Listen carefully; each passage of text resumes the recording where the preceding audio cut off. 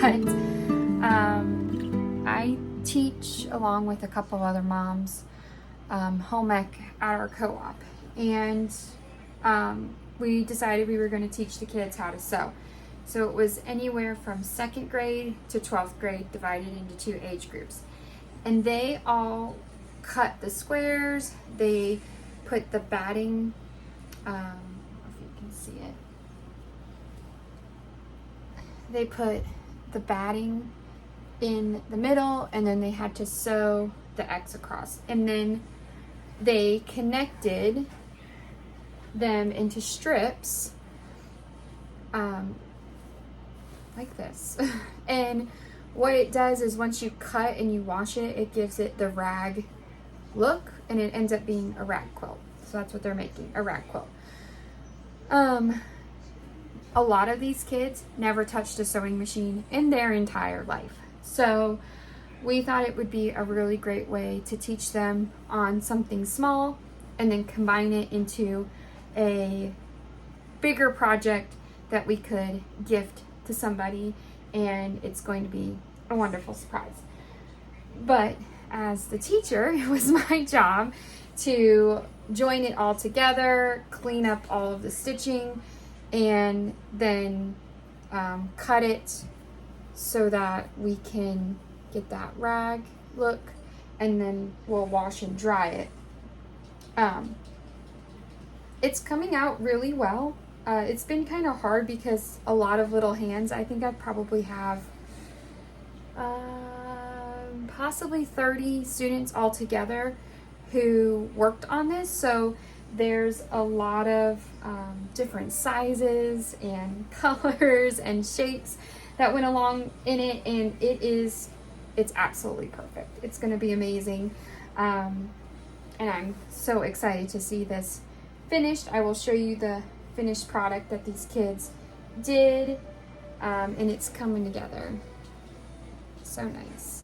But they put everything, all the different colors together. That was how they wanted it, and I'm just joining the strips together is all I'm doing, because we were kind of getting crunched on time, but it's going to be amazing. So this is the way things go around here when you're in the middle of hunting season. We were baking cookies. I was getting ready to mix a loaf of bread. I just watered the garden, and we got a message that my 10-year-old just got a buck. So we are loading up. We're headed down to Grandma and Grandpa's, and we're gonna go check this thing out. You gonna hang your hats on him? Yeah. Good job, Luke. It's so beautiful. It's very soft. My mother-in-law was so kind and washed and dried the quilt for me because I was really nervous about it all. I'm not a laundry person. Yeah. Yeah, you can take it off.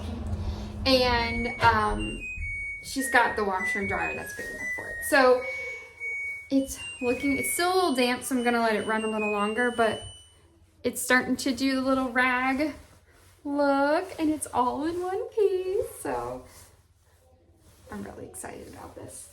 Now that we've got a deer, we normally take it over to our cousin's house. That's where we have all of our equipment that we can use to process it. Oh, I thought you guys left already. Go ahead, you want to talk? Yeah, she only records herself when she's alone. Because it's like super awkward to stand there and talk to a camera when somebody's watching you. What do you think about it? Which part? All of it. Love it. It's a good time. Did he make a good shot? He made a great shot. Great shot. Deer died like within seconds. Good. That's what we want. Yep, he did a really good job. It's a good time. And go skin it. That's the plan. All right. Okay. I mean, he's not wrong. Anyway, so they're going to take it. They're going to skin it. They're going to get all the meat off the bones.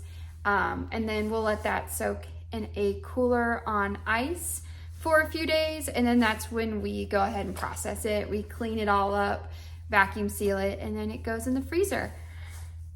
Deer is probably our #1 source for red meat. Our property isn't set up to raise things like cattle. We don't have pastures. We have a lot of woods. So in order to bring pasture in, we would have to clear a lot of land, put up a lot of fencing, which is one reason why I went from a milk cow to milk goats, is because our property just really isn't set up to have livestock like that. So we are able to hunt deer. Deer is in abundance here in North Georgia. And it's actually a really big blessing for our family. It takes a lot of time, but it takes a lot of time during hunting season, but we are not out there having to feed them every day, water them, raise them. It's really a great option for people who are like us and we want access to good, clean food. I don't know that it gets any more organic than the deer that we have running around here. They're living in the forest. They're not surrounded by soybean fields or corn fields that might be GMO or heavily sprayed. They're living off of, they're really like as close to all natural as you can get. So we are super pumped for him and excited to add another deer to the freezer. Last year we had 5 deer and that was just enough for us. And right now we're at 4. So we look like we're going to meet what we need and hopefully exceed it. Our family is growing.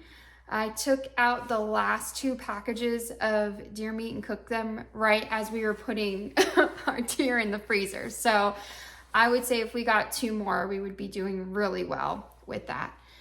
I do buy beef from a local farm, and I'll a lot of times cook the beef in with the deer since the deer is so lean, and I find that the deer really does stretch the beef, so that's also a huge help. But anyway, we're really excited for this, and we will be working on another deer, and tonight I will be probably up late cutting cookies and frosting cookies and baking cookies and getting them ready for their bake sale tomorrow, which they are super pumped about. I'm pretty excited about it too. I would love to have some sort of business running a bakery, and maybe this is a trial run. Who knows? We'll see what the future holds. May the Lord bless and keep you as always.